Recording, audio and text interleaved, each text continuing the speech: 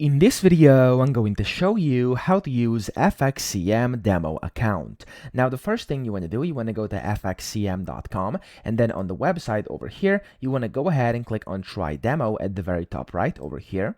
And then you will first have to basically create your account, which is very simple. All you have to do over here, when this page loads, there we go, you'll have to put in your email, your country, and then your mobile phone as well. And after that, click on Trade Now. And what's going to happen is you're going to see to your email and over here on the screen as well, you're going to get your login credentials. So you're going to get your username and password. And what you want to do is save those two. Click on Login at the very top right over here, and then select Trading Station. And after you do that, it's going to basically put you into a login page where you can put in your information, your username and your password, and make sure you select it's a demo account at the very top. And after you put your credentials in there, you'll be able to go ahead and start using your FXCM demo account.